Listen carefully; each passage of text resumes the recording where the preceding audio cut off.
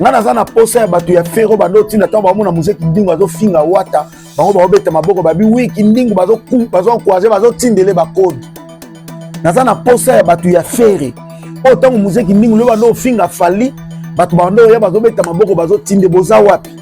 Celui qui tue par le paix mourra par le paix. Ba fanatique y a ba artiste songolo pakala. On peut pas soutenir ce que le monsieur est en train de faire parce que ce qui lelo muzeki ndingo a commis warrior a commis ko finga faire nenga do finga faire lelo bongo. Ça dit to s'attend que lobby tanga ko beba na fali akobaluka komi su ko finga fali nenga zo sala. Normalement, on peut pas encourager le mal. Ah mutu moko bako to ko pesa crédibilité té. Mais quand vous voyez un monsieur comme ça, lelo muzeki ndingo comme on finga un grand artiste le la faire oya bundaka pe pona mboka na biso mais na bato ba o sepela. C'est-à-dire et comme le la théâtre moko boy. Vous attendez quoi? Bato batakana muzeki ndingo. Bato batalaka muzeki ndingo. Vous pensez que aujourd'hui le monsieur là est crédible? Vous pensez vraiment que lelo muzeki ndingo est crédible lelo ko sala oya zo sala lelo ba yambaye si c'est pas mutu songolo pakala okende wapi? Bon, on a déjà fallu pour passer l'émission à l'objet que j'ai le choix ça a victime. Bon, on a déjà fallu pour passer l'émission à l'objet que Manika ça a victime. Par contre, Nabiso batutoya ko défendre Fali. Batu ba défendre Fali. Bango moko ba mi le bela que toza ba fanatique biso to sala kana victime té. Mutu moko tazana bulletin de paye ba sala ngo volontairement tant que des fanatiques. Bango moko ba mi le bela. Mais ça dit que aujourd'hui Muzeki Ndingo pour faire à l'objet que Muzeki Ndingo dans un groupe naé à ça là que pas faire été anié. N'habite pas avec des leaders. Ça dit que Muzeki Ndingo na moi si naé ba pour ba le ba faire wangani bango faire dans fallait faire. Andi make Muzeki Ndingo ça na jet set aux arabes leaders mi balé. Votre niveau de réflexion. Ça dit que le gars a dû en mabé parce que Fer a dit que Muzeki Ndingo a travaillé dans jet set dans un groupe. Et pourtant Fer a dit que la vérité offert à lobby et quand ici trouble na Muzeki Ndingo par rapport à compréhension c'est que babane ko la leadership bango mibale et lelo on peut pas encourager à comment na Muzeki Ndingo et comme le l'habitude ya ko fingela ka biso ba leader o bazo teka image ya musique na biso nous on peut pas accepter ça tant Muzeki Ndingo azo finga héritier ba golo bozaki binoso bozo tindele ba code bozo kumisa ye finga héritier Muzeki Ndingo côté matato finga fali pour patron ya batu papa ya batu azo tombola drapeau ya mboka na biso na libanda o valablement azo teka image ya musique na biso mais avait eu de golo bande o tinda e finga e o Muzeki Ndingo bozo metele maboko boya obeta maboko leloti. C'est pas possible. Un monsieur qui est instable na niveau oyo, il y a des gens qui pensent que Muzeki Ndingo est pas fali. Eh papa est pas fali wapi? Qui vous a dit que Fali a besoin de gens au fin de la Kebab? Qui vous a dit ça? Est-ce que ce que Fali a réalisé, il avait besoin de Muzeki Ndingo? Maramou Fali a sali na carrière na ye. Aki na posa Muzeki Ndingo. Est-ce que Fali a na posa Muzeki Ndingo pour que l'obet à Polo aux États-Unis? Est-ce que Fali a na posa Muzeki Ndingo pour que l'obet à Paris la Défense Arena? Est-ce que Fali a na posa Muzeki Ndingo pour mettre à Ovo Wembley Arena? Je suis que salut, il est le seul artiste à Robeta. Est-ce que Fali avait besoin de Muzeki Ndingo pour Robeta à Robeta Kera Arena à Bordeaux? Est-ce que Fali avait besoin de Muzeki Ndingo pour Robeta LDS Arena à Lyon? Est-ce que Fali avait besoin de Muzeki Ndingo pour Robeta Zénith? Il y a Lille, je ne sais pas ça que Robeta à Marseille. Est-ce que Fali pour réaliser un grand concert dans le stade de Martyr et on a plein à craquer à niveau on a retourner stade de Martyr qui n'a pas ça Muzeki Ndingo? Mutuloko la Kindingo, ba leader bon approcher pembe na binoté. Parce que azar danger, c'est-à-dire azar mutumoko on dirait azar na problème à ba réflexion, azar na problème ya au monde à makambo. Il fait peut-être bien son travail, mais la suite c'est quoi? Est-ce qu'il était obligé il y a ça la live pour tin un niveau ya ko finga faire bongo? Est-ce qu'il était obligé? Et il y a des fanatiques de la bonne musique qui trouvent que c'est normal. Et ça na ba congolais bazo mona ka ya malamu bazo à produire non. S'il vous plaît, avec beaucoup d'amour, beaucoup de respect, je demande à tous les warriors, sortez dans ça. Boti Kaya Salaba Sotis Nae. Ne venez pas le pousser, ne venez pas l'acclamer de ce qu'il est en train de faire. Bissonon Sotobi, que hier, il n'était pas aussi avec Ferry. Hier, il était avec Héritier. Avant-hier, il était avec Fali. Mais quand il est devenu avec Ferry, il a commencé à insulter tout ce monde-là. Lelo, il n'est plus avec Ferry, il commence à insulter Ferry. Un monsieur qui fait des trucs, oh, c'est normal, comment on peut soutenir un monsieur pareil? Ma Ferry, baza batu oyo, biso tong toyaka kosala, ma critique, ils a poto pesa bango makasi. Nous, on ne vient pas insulter Ferry. Biso toyaka kosala ma critique, poto pesa bango susu makasi, ba travailler, ba kende sou musika, malala te. Je pense que Moussé Kimli Moussoro dans la vidéo, il fait bien son travail. À cause ça, l'ango peut bien, mais autrement. Il n'est pas obligé de tirer tout le temps sur le gens. Mouto Bolia qui n'a lobby, Mouto Bomela qui n'a lobby, Mouto appelle ça qui est le beau lobby. Imaginez-vous que Mouto Fingana Moutouka ba kabela et pona Ferry. Sérieux, ba Congolais. Moussé Kimli Mouto faut batika et Moussika. Botika et Moussika. Bo pende e pembe na binote. Botika sala mamna so sala et simbe les artistes, je parle de leader, il y a artistes, il y a orchestre congolais. Boben Dalissus Moussé qui nous proche na binote, c'est un problème. C'est un monsieur qui est ingrat, qui ne comprend pas qui est là en train de minimiser et puis d'insulter les gens.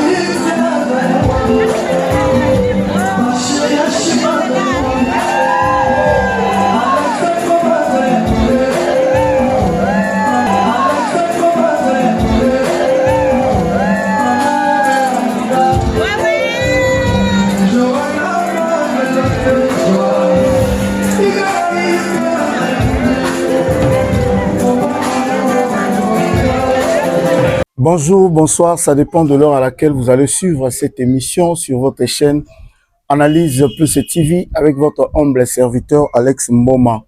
Le Missinka Ordanjaro Compra Doraro, c'est toujours votre émission IVPP, Union de Vérité, Poulele, Place Hauteur, Aroloba Vérité, Topebo Solo, Katina Musique. Je vous rappelle que notre concept est émission Nabiso et Zalaka Vérité, Bobele c'est Vérité. Normalement, Bandeko Batala Rabiso, ceux qui vont comprendre conception émission, vont comprendre que Biso Awa Toyara Koloba vérité. Alors, ceux qui aussi portent la vérité, donc ça ne sert à rien. Oya la Biso. Rapidement, je m'avais remercié Bandeko Nyonso au Bayamba qui émission Lobby. Tozongi déjà, comme je vous avais dit, Alex Momaye de retour après problème de santé, après Kozoba soin. Dieu nous a fait grâce. Nous avons Mazongi Célibiso Lissousou. Santé na biso malamu donc tozongeli ba émission na biso topé banalise na biso na chaîne na bino o bo bandango bandai bandeliti lelo donc merci beaucoup na bandeko nyonso o batala ki émission à lobby merci na yo muto partager ki émission merci pe na yo muto commenter ki merci pe na yo muto like ki ça dit yo muto tira ki ngaba j'aime donc du coup avant na banda na osenga na yo o tira ngana nous j'aime like na nengo zo tala ngabo etia j'aime et puis partager émission. Le Bapé Nandeko ozo partager l'émission, yépé à partager l'émission Nandeko Moussousou.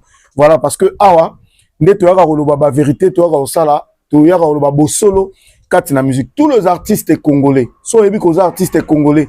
Il suffit seulement si tu es dans le vrai, si tu es dans la vérité.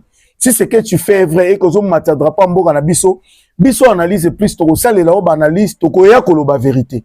Parce que moi quand je fais mes émissions, je dis que la vérité. Na raté koloba ma par sentiment to na bakisi makambuto na amplifier to na commission munene te fali pour passer la mamba minene yango na yaka koloba pe vérité ya minene o fali sala kana zoloba na tikala kolongole loko te na o fali sala na tikala ko bakise loko te na o fali sala siko les gens qui se sont à l'aise ba o baza ba warrior ba monara ngai ndeko na bango pe lisusu warrior parce que na congolais naza fier ya ozala ndeko fali naza fier ya ozala congolais naza fier ya ozala artiste loko la fali. Bah, mon la vérité, c'est pourquoi ils viennent me soutenir. Alors, les gens qui m'ont appelé hier, bah, toi, bah, bengi ngalobi miso ba loba ki yo penda zongi lisusu yo penda sali bena ebite na tsaka bino mal à l'aise na nini. Moi, je ne force à personne. D'ailleurs, le faut boyeba que quand je fais les émissions, par exemple, Psycho, na kata studio. Studio, oh, bon, moni, on sait l'émission, c'est un gars. Et studio, moutouté. C'est-à-dire que je suis ingénieur de son. na rotika l'ingénieur de son émission dans ça la réserve la musique c'est toujours dans ma secteur na lobango mbale belé c'est-à-dire na continuera toujours comme ça l'album pour travailler na batu et puis je le fais bien très bien si vous voulez et ça na live et ça na studio dans un ingénieur de son on a tangela ngo chic et ça profession nanga on a ça la profession nanga on a ça les ba don ya nzambe puis et réclamaranga parce que makambu oyo na mona ka o artiste na miso bazo sala eza tellement minene photo lobela lelo ngai par rapport à rang nanga par rapport à niveau nanga j'ai choisi que le baba vérité a fallu parce que je pense que Fally lelo aza poids lourd ya Congo Fally il peut pas lelo aza numéro 1 normalement comme on a un Congolais qui met en valeur on ne connaît Congolais azo sala que le baba vérité ya o Fally azo sala na éviter comment kaka ba Congolais pe bazo betsa malibaku yango yo kokolo ba pona ba artiste senior sauté o ngana yebi sibino naza porte-parole d'un artiste songolo pakala naza ni porte-parole ya Fally naza ni communicateur ya Fally c'est-à-dire moi je viens que dire la vérité sur la musique du Congo nalobaka la vérité sur la musique congolaise et la musique africaine malheureusement mo supportenga na vérité nanga nalobaka il s'est fait que Fally pour pande siko aza vérité ya musique na biso actuellement peut-être lobe ozala été lobe ozala mutumsusu oya koya kozwa trône ya Fally bon mon nga pas Alex Mboma na ovana na osele pe analyse car na chaîne biso o analyse pour ce TV tu crois que la vérité sur cet artiste mais pour l'instant il est seul artiste na Congo basé est belé on vous aime moi personnellement je travaille avec presque tout le monde dans le bango 1000 fois même avec Fally Ipupa le monsieur m'a à mon anga na miss ya TikToker té pas yebi que nga porte-parole na été na pe communicateur na été à mon anga na liste sur ingénieur de son parce que je travaille avec lui 2 ou 3 fois. Donc ça dit que tant on a travaillé na yamana nous Fally na émission na ngate to travailler na kota musique enregistrer nga boy tia voix boy beta awa bazusa boy et suki wana et comme je fais avec tout le monde mais lelo moi je suis convaincu que Fally Ipupa pour l'instant il est seul et l'unique ozo teka drapeau ya Congo na niveau ya likolo artiste senior so faire rigola a teka pe drapeau ya Congo bien à son niveau azo beta libanda azo défendre peu la rumba congolaise to boy yango te aussi Robino Mundibo azo teka drapeau congolais bien vient na biso Werason JB Piana Kofi Olomide aussi bango nyonso ba vient nga Félix Oazé quoi aussi ba Bina Filé aussi ba Fabrigas Maestro aussi héritier Watanabe mon ami mon frère je le salue là où il est bazo teka pe drapeau Congo bazo tel mbola pe drapeau Congo na image ya Congo na son ça bien mais si quoi c'est qu'il fallait en train de faire ça tellement licolo et ça honneur pour Nabiso et moi je pense que je me dis comment expliquer muto azo tombo la drapeau Nabiso na secteur la culture et la musique mais quand on va propre de connaître ma mission bazo na ko s'acharner sur lui et biso ce qu'on tozo ya potolo bana batute arrêtez de faire ça to battre la richesse autozanango qui est Fally Ipupa pona eza pona honneur na biso ba congolais lelo un golo lo balanga teke na fête na musique e betara à faire au monde que musique a Fally pe betara ben invité ne bazobina golo moko ta lo balanga ka kenda na bar to na boîte de nuit ba betara musique a faire so ba beta musique a Fally a bimi sur esili après koti warrior moko ta lo ba keso a na boîte ba beta musique a Fally comme a faire a bimi a koti to na fête mo ba invité qui est. Donc, ça veut dire que Bissonio Sotoza va congolais. Mais bon, souffrir, s'il faut, si vous êtes en train de souffrir, je suis désolé. Bon, souffrir, au monde Kengai, Alex Mboma, je vais défendre de vérité. Si ton artiste porte la vérité de notre musique, je veux le soutenir jusqu'à la racine. Mais souffrir de savoir que, actuellement, c'est Fally Ipupa qui porte le drapeau. Azo apporter, azo pomema, vérité à la musique Nabiso. C'est pourquoi je viens le défendre. C'est pourquoi je vais défendre cette vérité. Ils ont ça là que Fally Azonga qu'on boucle. C'est pas moi. Bon, ça là, on va place on a maintenant, on a la place on a tout le donc, merci beaucoup, Nabino Batou.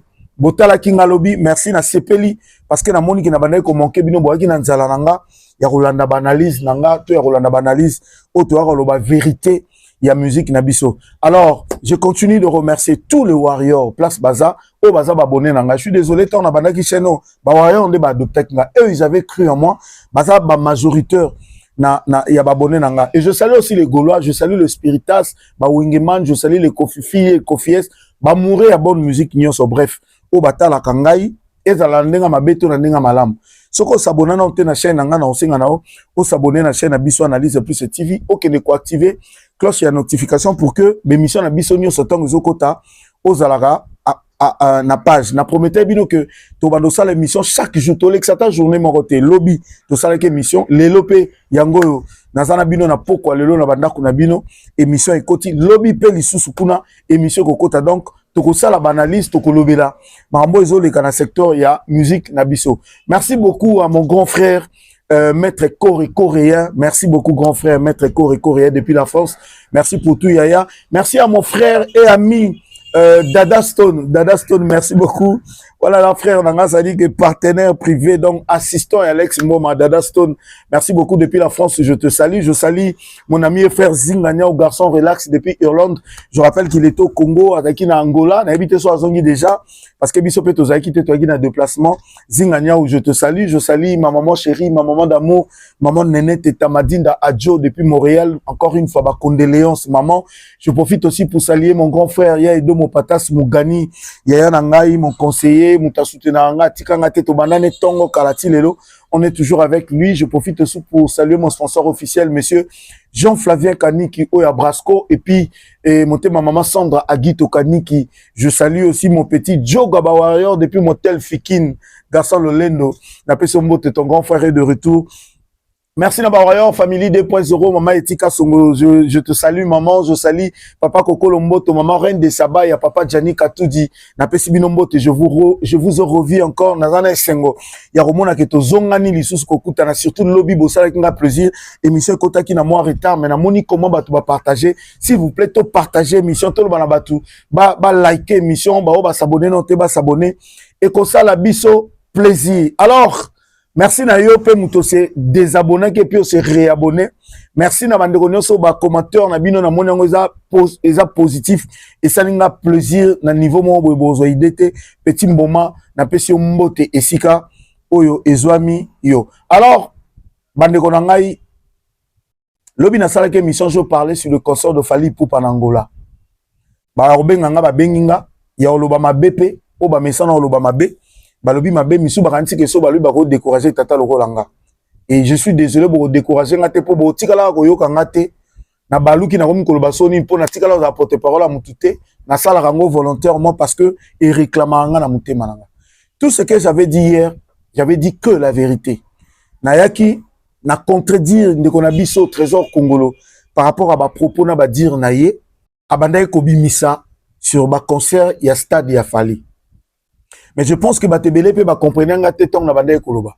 Parce que trésor Congo lobby à quoi sœur o banda robeta stade oyebi ke bat ba okota na bango ebelete parce que bato ba kota ka bogozo pe terrain mo botier bobeti. Bango bato ba lobby ke pourquoi yo zongi mbala moko na ko attaquer Ferré. Non, je parle de trésor congolais qui est le communicateur reconnu et artiste na biso Ferré Gola. Et dans ses propos quand il a parlé, il a bien dit biso Ferré à Kobeta stade, soki a yebi que a commis prêt à Kobeta stade pour il faut attendre sango. Mais je suis désolé. Tant que tout le monde a concert, ba stade au fallait Zobeta. Hier, moi, rappelle ça quelques exemple, ben stade sur les 50 000 euros, ça la 40 000 personnes. C'est déjà beaucoup. Ce qui le fallait pour pas Zobeta ba stade à 50 000, à sali à 35 000 personnes. Dans l'Ibanda ya Congo, mais il faut s'incliner, Bandeko. Il faut s'incliner. Ça dit, nous devons être fiers de nous, étant que des Congolais, on a un frère congolais. Azobunda yemoko sans l'appui des personnes azo que no betaka ba stade na libanda ya Congo na ba pays lokola Angola o eza pays moko espagnol surtout ba Portugal c'est-à-dire ba le portugais ba le kuti français té mais fallait azo que no beta ba stade azo sala ba plein ya bongo azo kotisa batu bongo mais tu vas voir un gars ailleurs pour le bac non ce qu'ils ont en train de faire c'est rien ils sont là pour mentir aux gens mais non c'est méchant de votre part. Ça dit nga sikoyo eloko yango na nga hotel mais pona longolango na baleki na biso na bana na biso na bandeko na biso mususu o peut-être ba koyeka na ba vidéo bazo kanisa ke bandeko na biso balobaka boye balobaka bo solo to balobaka malamu et pourtant ba yaka ko sabat. Ça dit que ils connaissent la vérité. Na koya lelo parce qu'aujourd'hui je vais parler un peu de l'affaire Kindingu. Affaire Musée Kindingu. Na koya lelo parce que cette affaire ezo balana na ba propos to ba maram o tozo mona ba trésor congolais bazolo ba tout le reste ba yako ba puisque lobby ba bongo la maloba c'est d'abord des gens qui sont instables au monde na lobby banda ki kota Fally lobby azaki na wata lobby kuna azaki na wera lela komi côté tel a komi ko finga kota utaki siko ba jeu wana les gens pensaient que biso no sotonga être kokuta nango boze la biso ndeti nga boze la nga nango te Non, tu vas tourner mon Congo, même si on me persécutait, même si on m'insultait. Tout le monde a défendre la vérité. Vérité à musique, n'a biso ça, directeur n'a biso dit badia tata. Vérité à musique, n'a biso ça soulé kaoukate. Vérité à musique, n'a biso eza ziki tengete. Vérité à musique, n'a biso ya koko dit la sauté. Muto aye mbara na podium biso so to tele me atoganga akombo. Eza fali poupa. Muto to tiaka na ba miniature eza fali poupa. Eza la rabatou wana te donc c'est pour dire que baotika au moins parce que j'ai un problème peut-être avec il y a fiston coloqué par exemple. Toi na commis en fois avec B52. Mais il faut là ta Fali poupa. Non, Fali, c'est Fali. Biso Toyara, nous on vient parler de la vérité, te défendra. C'est que Fali poupa en train de faire. Pas ce que B52, il y a fiston coloqué en train de faire. Je suis désolé. Bureau et artiste à Kofi Olomide, to ya wera son na sala tête, to bela ba leader, bangunde baza ba fiche, ba tête d'affiche na auto salaka. Donc lelo quand Trésor Congolo dit ezo sala Sony. Mais je suis désolé Trésor. Kolobake ezo sala Sony, c'est méchant au moins na muto azol ba mamwana c'est un Congolais. Ils ont ça la sonité, ils ont ça la joie. Il y a comme on que c'est un Congolais, ils ont que de défendre. Il y a Robetaka Bastad na Liban Mboka. On comprend peut-être que ça vous fait mal. Na palmarès, il y a artiste Oyo soutenaka. Azatana stade Morote na Liban Mboka par stade de martyr. Ça dit boya ko la kisa et comme on l'excuse pour na binoté. Façon na bino ya ko excuser ça, il y a ko minimiser. Tu as que ça c'est qu'il fallait pour pas en train de faire pour bolobake quoi zo salelo ni na malonga quoi ça ya robeta sa kotonda bato ba yaki na ba ba na ba concert à Fali à Bastad et ça banane et je rappelle que Bastad doit être un stade de martyr mais tu vois quelqu'un qui dit que à part le stade de martyr fallait tondi ça stade mon Liban Mboka te et tonda ou pas mais à beta ka Bastad na Liban Mboka siko yo artiste na yo to artiste mususu. Pour la nini bango pe bato beta bastade ite na Liban Mboka. C'est ça le problème. On a Congo tous un artiste qui a fallu. Oh il faut ba dans peut-être ba risque le kola bolo ba yako beta ka bastade et puis ba sokoli ba ba sombi billet ba ye. Oh bino bokomi ko sala lelo eza soni. Au Rolanda que Trésor Congolo hier qui était à qui je sais pas son nom bien porte-parole au communicateur il a fallu. Vu qu'il n'a pas été servi na ba côté Moroboto, il avait hier un problème avec Songolo Pakala. Il s'est retrouvé chez Ferré. Quoi bandako kitsa c'est qu'il fallait pour pas en train de faire. Moi on a été quelque part des réseaux de malogola moi sorcellerie. Et puis namuto aza congolais quand il est en train de suivre ba propos na biso c'est que la communauté tolobara ermo bazoloba mais qu'est-ce qui se passe avec les Congolais? Parce que avoir un artiste comme Fally Ipupa au Congo ou dans un pays quelconque c'est une bénédiction. Alors biso photo soutenir ango. Ngai je n'étais pas en Angola mais dans un bateau bazala que je parlais avec eux. Misusu bakoti stade na 23 heures parce que contrôle les acquis tellement na ebi pété pourquoi na ba concert a fallu contrôle les aramakasi boy contrôle les acquis tellement que batbandé koko ta na stade tina 0 heure batbazo kota na stade. Arrêtez de nous amener ba image oyo il y a avant ça dit ba image il y a 17h 18h 19h to 20h tant batbazo kota nanu pour voir le même que stade des ala qui vide siko ngai bref poto kata likambo na lobaki angolobi je répète encore aujourd'hui muto a Monique Fally pour ça la bienté. Muto a Monique Fally pour bazo qui sa Congo Sony. Muto a Monique Fally a zobeta bastade pour na arrogance pour na orgueil. Mais yo so un artiste moko soutenir pour ne pas seulement dire faire égola. So un artiste moko soutenir. Zo pe artiste na que nobeta bastade na Guinée, abeta stade na Togo, abeta stade na Tchad, abeta stade na Côte d'Ivoire, abeta stade na Angola, ake nobeta stade na Sénégal, ake nobeta stade na Cameroun. To commission na 6 pays. Yé pas que nobeta bastade na tout monde na taba vide. À côté de 2000 personnes, mais tout le monde a quand même que oui, à BT quand même, stade, il y a eu 2000 personnes qui avaient acheté le billet pour Bakota. Frère, Fally Ipupa qui te joue dans un stade de 50 000 personnes, le gars arrive, il y a ça là, et 38 000 personnes ou 40 000 personnes, toi tu viens faire une vidéo là-dessus? Non, tout ça sérieux. Ton frère qui quitte son pays, alors que nos bêtes en a payé étranger, dans un stade de 50 000 places, à sali 37 000, 38, 39, 40 ou 45 000 personnes, yo yé conseil la vidéo? Non, mais franchement, c'est être méchant. Tozana Fally moko boito c'est la mukolo zalate. On va voir des gens qui vont venir faire na ba lobate. Pour ba lobake, on avait un grand artiste, on avait une légende dans notre pays qui s'appelait Fally. Donc laissez-nous biso ba tutozi possibilité ya loba vérité pendant Fally est encore en vie, au lieu de loba vérité pendant il sera pas là. Il en a besoin maintenant. Fally Ipupa na posa na ngonde sikoyo. Pendant il a envie, à mon aké, ba frère naé, ba ndeko naé, ba congolais, ba zo reconnaître Oyaza. bazo reconnaître oyo azo sala et puis bazo soutenir ye ensemble batombo la drapeau mboka likolo. Il a besoin de ça. Il doit se sentir aimé dans ma propre frère naé. Il doit se sentir aimé dans ma patriote naé congolais. Il faut le bac non pendant que je sens vie ce que je sens en train de faire. Bako ba manga mabanga na Togo, bako ba manga mabanga na Cameroun, mais na mboka na nga na Congo ba obetela nga maboko. To zelate soki akufi to comme komona na bato to yebate na bato ba lobate nde ba ko zonga po ba lobake non, Fally avait fait ça, Fally avait fait ça té. Pendant il a envie venez parler. Bolo bakana c'était.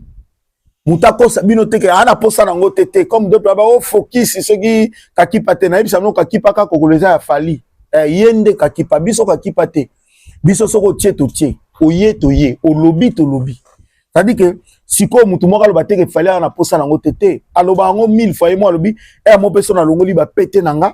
On n'a pas seulement besoin que les gens viennent. Si les gens n'arrivent pas à parler ce que nous sommes en train de faire, botikata biso moko to ya ka oloba. C'est-à-dire qu'il a besoin d'un moment au trésor congolais, félicitations à mon frère Fally Ipupa, félicitations à l'artiste Fally Ipupa par rapport à ce qu'il fait, par rapport à ce qu'il fait. Faire go la bêta qui ING, félicitations à lui. Il a osé à bêta ING parmi les grandes salles Europe et puis aux en Belgique, à Kabet et puis Batobako Tondi. Félicitations. Mais pourquoi Bolingite Lelo Fally Ipupa reste l'artiste sur azota concert ya yemoko na Dubaï na salle amena bonga beti bakoti salle Tondi. Félicitations à lui. Ce qu'il est en train de faire aujourd'hui, ba congolais belé ba osala te mais le kola yemutazo sala ngwaza congolais, c'est toujours le Congo qui gagne. Qu'est-ce que vous voulez? Qu'est-ce que vous voulez? Bolingi biso soto kanga minoko. To ya lo baka tangu ya ozala te. Yo le kolo zana courage ya lo bate tangu ya ozala te. Botika biso ba tuto na courage ya kwa ko lo ba vérité, to na courage ya ko benga sosoli batana comme pendant il est là. Bino bolingi batina so basala. Écoutez. Par exemple, total la mambo musée qui ndingo azo sala. Ba congolais to rose à la fierté na mambo. C'est peut-être amusant. Quand le gars est en train de faire ses lives, il y a de ceux-là qui viennent se moquer.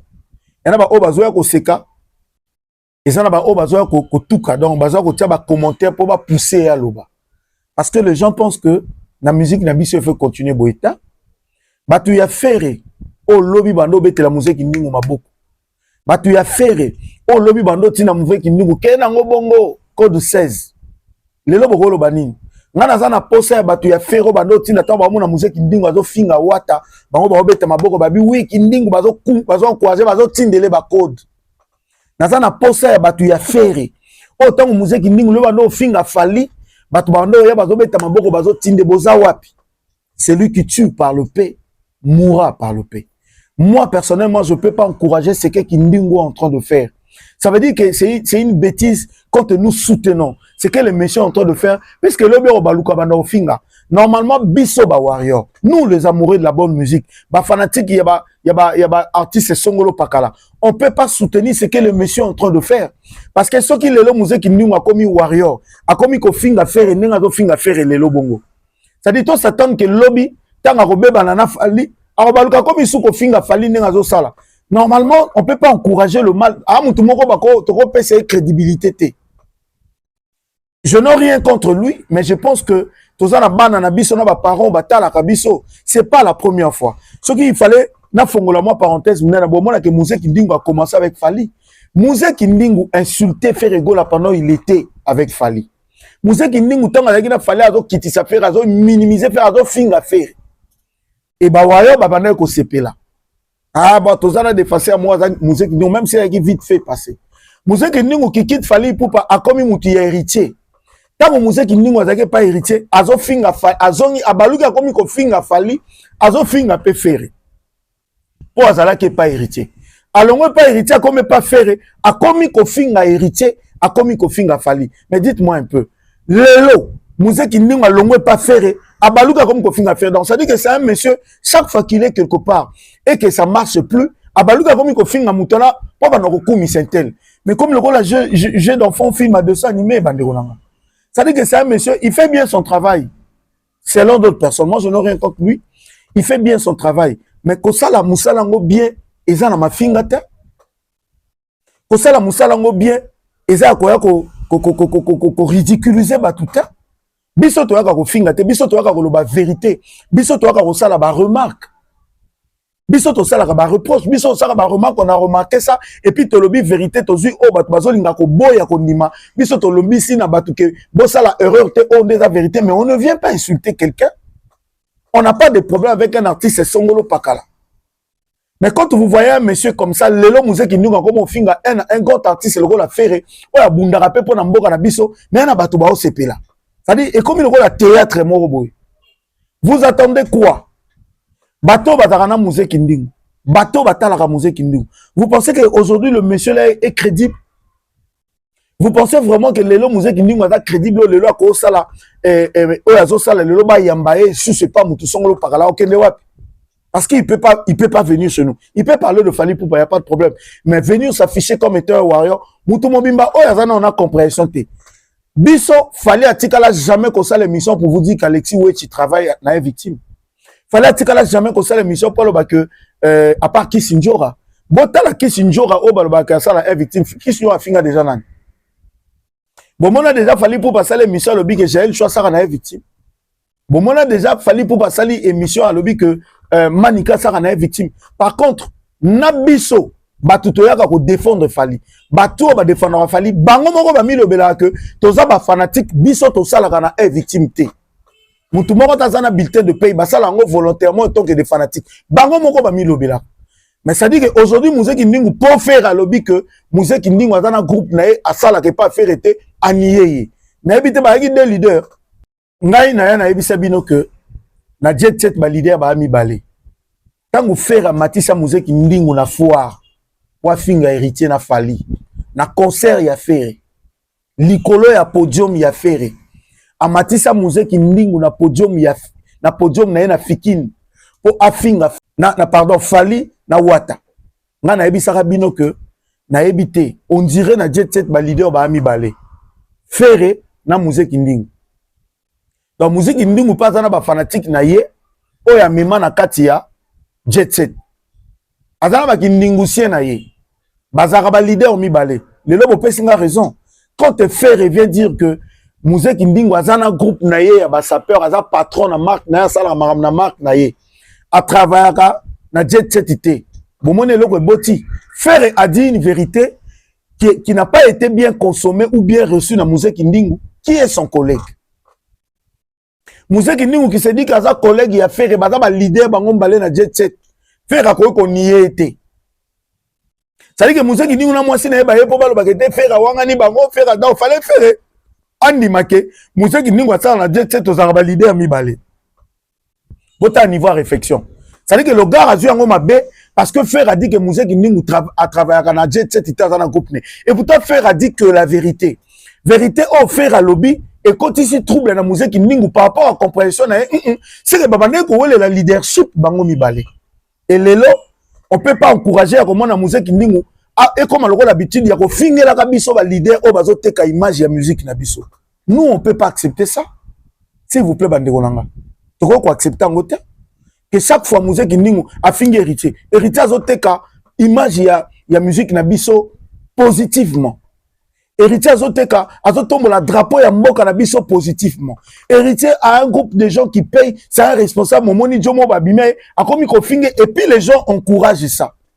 Tant Musée Kindingu azo finga héritier ba golo bozaki bino so bozo tindele ba code bozo kumisa ye finga héritier Musée Kindingu a côté matazo finga Fally Poupa patron ya batu papa ya batu azo tombo la drapeau ya mboka na biso na libanda o valablement azo teka image ya musique na biso mais avait de golo bande o tinda ye finga ye o Musée Kindingu bozo metele maboko boya obeta maboko lelo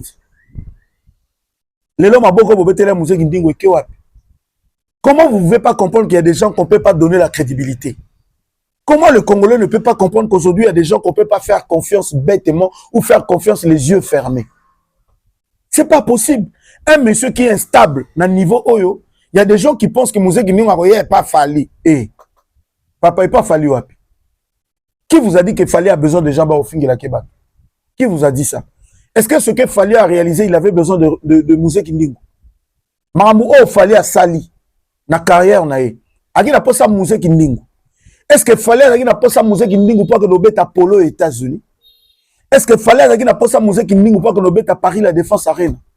Est-ce qu'il fallait qu'il na posa musique ningu pour beta over Wembley Arena? Je cite le salut, il est le seul artiste à Robeta.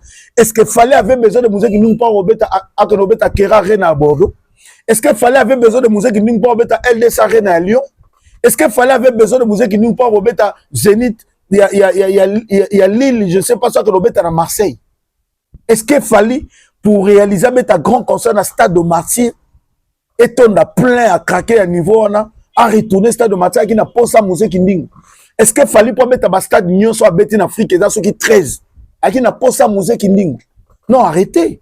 Personne a besoin. Il y a musique inding ou Moutumo qui avait insulté Fali hier. Les leurs aux en a été bihamba yamba peta. Non, on doit rester avec le vrai. Tu es un enfant de la maison, tu restes un enfant de la maison. Tu n'es pas un enfant de la maison, tu ne le seras jamais. Parce que le lobby, tant que Simba te na bazela nango, il va encore retourner insulter Fali. Toi tu rappelles moi non bala batape mais mon ma finga pe l'équite. Ce qui le lo mo ramoni que ozala sous na ferité, il faut bandoloba bolamu ya Fali. Merci. Aloba bolamu ya Fali. Mais en tout cas jamais comme un communicateur, to approcher, cause à l'approche na héritier Watanabe. Na tel songolo pakala. Moi je le dis pas seulement na Fali ton héritier. Na lobi ata na Koffi Olomide, ata na vient na biso wera son ton na Jibé. Mutuloko la kindingu ba leader bo approcher pembe na binoté. Parce que aza danger, c'est-à-dire aza mutu moko on dirait aza na problème à ba réflexion, aza na problème ya omona makambo. Il fait peut-être bien son travail, mais la suite c'est quoi? La suite c'est quoi de ce qu'il fait? Tandis que c'est un gars, on dirait, il faut bosser à l'Arabie. On a eu des problèmes sérieux, même il y a sur nos personnalités, na victime. Mais échanger bisoté de ce que nous sommes. Et l'ongo li bisoté place toza. Et l'ongo li bisoté makazaka otolata. Dans la vie, il faut être vrai. Comme ça, les gens vont te donner la crédibilité. Dans la vie, il faut pas oser la caméléon. C'est pas possible. Comment les gens vont te faire confiance dans ma comportement, boy? Lelo peut-être musée qui dit à une femme, à un moine, à comme il peut pas sa responsabilité avec une angolobité. Mais on peut pas encourager un monsieur, ou à regarder ça 2 ans, 3 ans, l'obé baluka comme il pouvait aussi partir sur un pourtant attaquer ferré. Est-ce qu'il était obligé, il y a aussi la live, pour un niveau, il y a finga ferré bongo. Est-ce qu'il était obligé? Et il y a des fanatiques de la bonne musique qui trouvent que c'est normal. Et ça n'a pas congolais, bazo mon la gamme à bazo à produire, non. S'il vous plaît, avec beaucoup d'amour, beaucoup de respect, je demande à tous les warriors, sortez dans ça. Botikaya Salaba Sotis Nae. Ne venez pas le pousser, ne venez pas l'acclamer de ce qu'il est en train de faire. Ça dit que boit Sumboa. Le gars, il est comme ça. Bissonon Sotobi que hier, il n'était pas aussi avec Ferré. Hier, il était avec Héritier. Avant-hier, il était avec Fali. Mais quand il est devenu avec Ferré, il a commencé à insulter tout ce monde-là. Lelo, il n'est plus avec Ferré, il commence à insulter Ferré. Un monsieur qui fait des trucs, c'est normal, comment on peut soutenir un monsieur pareil? Ma Ferré, baza batu oyo, biso tong toyaka rosala, ma critique, ils a poto pe sabango makasi. Nous, on vient pas insulter Ferré. Biso toyaka rosala, ma critique, poto pe sabango susu, makasi, ba travailler, ba kende sou musika. Bala la te. Ba comprendre que ba komina nou te. Ba kanisa te ko bazo sala yango neza malamu. Tozo bise ndeko. Tala muto ezo ngo se comparer na eta kotaza. Tala muto ezo ngo se comparer na eta kotaza te ko kanisa te ko yo sala au comité aza musika na yo continuer ko landa ye. Mais on ne vient pas l'insulter. On ne vient pas l'insulter comme ce que nous sommes en train de voir. Lelo ba vérité ko ezo bima entre bango. Juste parce que Fer a voulu avoir des gens comme Trésor Congolo. Fer a voulu avoir des gens comme, je dis encore Gouvé. Hein, de qu'on a biso Gouvé, peut-être. Il peut être vrai, je ne sais pas. Mais le reste, on a bâti, c'est des gens, au monde, bateau, non, so bazaka, qui koto, aye, koto, bazala, vrai, tel, la moi si, ou ya bomi libala, ah, enfin que le kota libala, qui vous a dit que, kunanda, aux la fidèle. Mais qu'on n'a pas au Bomaka. Ce qu'a Bomaki libala pour mobile nazala qui pauvre, à qui na libala mususu po, mobile le anazana mbongo. Mais mon colo mobile a pas mbongo ici la roboma pas, ok n'a pas mobile a pas mobile n'a pas commis mbongo. Ça il faut toyeba que ça logique et ça normal. Donc on peut pas donner crédibilité na batu oyo tozo mona que ba osala makambu bien té, s'il vous plaît. Faire il faut attailler entourage là et je pense que maramu o musée qui ninga zo lobalelo oyo kindingo azosala lelo il faut servir faire na leçon. Il faut servir faire na entourage na ay banani fois à la pembeni nani fois à la pembeni na été. Fallait attaquer que ça OK obungi bakati yo. Et bien sûr que moi je suis pas trop pour parce que après même na victime ils sont en train de perdre beaucoup de gens. Bazo perdre bateau bandé ko bunda bitumba bateau bandé ko mouiller ba mayo. Ça dit que y a na mususu so eza famille faut bosola ngo pe na famille bobongi sango pe na famille et les qui sont pourtant faire des bruits. On n'est pas obligé sur les kamka moi muke paf to commission mo munene to créer là ngo ça dit on se rend compte qu'on se crée même des problèmes entre nous na le kutana solo parce qu'on veut voir personne na côté ya artiste na biso surtout biso na victime. C'est pas bon. Tous allez mon frère ça la bino bat boza pembeni proche na fali et ça la biso bat total la fali musika biso tout dénominateur commun na biso ça fali to ça la karapo to la kisa oh légende na biso azo sala. La légende a besoin de beaucoup de personnes tout autour de lui. La légende n'a pas seulement besoin il y a yo to songolo pakala. Alors le moi discipliné aux autres qui ne peut bien. Je ne pense pas non plus faire a besoin de gens ba fingela ke batu pas à la faire et au hasard. Pour ça, la banzembo ils ont un succès. Tout pour mettre basala, tout pour faire voyager avec son orchestre. Moi, je pense que les lots, aux artistes na biso bazo subir, ils ont tapé n'appui à biso ba fan pour toujours soutenir bateau ba osala mabe. Toko ko bete la musique ndingu mabukote. Je pense que musique ndingu sera la vidéo botin de la. Il fait bien son travail. À cause ça, l'ango peut bien mais autrement.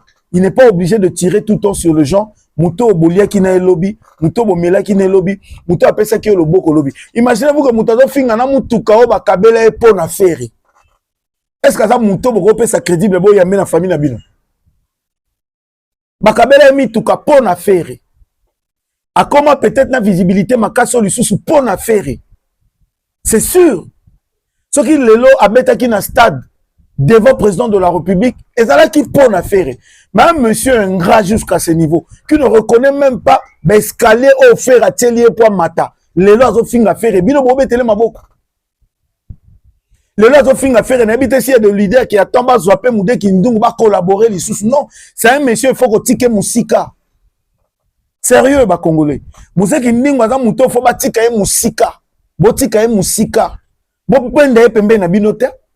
Botika sala mamna e soka sala et simbe les artistes je parle de leader il y a artiste il y a orchestre congolais bobenda lisusu musique ndingu proche na binote c'est un problème c'est un monsieur qui est ingrat qui ne comprend pas ndenge kilezo ezo kende qui est là en train de minimiser et puis d'insulter les gens les loki ndingu comme ko finga na voiture o ba pesa pour na faire à côté sina maramba il y a vie privée maramba faire na kati.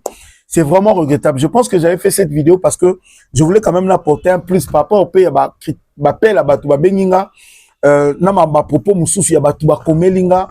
Et c'est pour vous dire que il y a des gens qui ne seront jamais obligés ou qui ne sont pas obligés. Il y a aussi là comme tout le monde. Exemple, il y a un moko nazala communicateur à Moutouté, nakotika la rapé kozala communicateur à Moutouté, ni porte-parole à Moutou. Je défends la vérité et cette vérité c'est Fally Ipupa. Bon souffrir on mona que nazo défendre Fally s'il fait bien na kwa ko lo bakasali bien et puis na rotiango na ba projecteur. Voilà notre travail au bisoto sala. Si vous voulez avoir des gens comme Bamouze Kindingu, ça c'est votre problème. Qu'ils ont insulté hier Babaluki Lelo ba komi ko finga place ba utaki pour bazo estimer ko kene place mususu. Eza mambo to ko soutenir te da ba congolais to arrêter ko betela maboko na bato ba osala makambo parce que en fin de compte bisoto to se retrouver ba victime. Bawaya baza ba victime ya Mouze Kindingu, ba spiritas baza ba victime ya Mouze Kindingu, lelo ba golo pe ba komi ba victime ya Mouze Kindingu. C'est quoi ko kende wapi? Na ebite sauver na miso wera sana ozoye to ko felo mida ozoye mais je pense que azamutu o fo botia musika bo pousser pe na binote ba leader so bolaninga bien. Merci beaucoup na bando so balanda ki moi vidéo na biso oyo soko tala kinga partout et sikoza partager émission et comme la batunyo s'il vous plaît. Et comme la bande gognon sur le ban na yeso ka s'abonner na ta s'abonner na posa ba like na bino belé boyebi que chaîne salim moi mikolo ebele et belé vraiment ba vidéo bando contacter ba like na bino ndeko sala ke ba améliorer nga lisusu chaîne et au sala nga plaisir vraiment beau s'abonner lisusu to partager massivement émission oyo et ko sala nga plaisir maman Estelle Bilongo na pesio mbote ma maman esiko zali na bosanité papa Martino depuis Angleterre na pesi ope mbote papa et maman Marceline na pesi mbote na bandeko nyonso o ba soutenir nga. À la prochaine.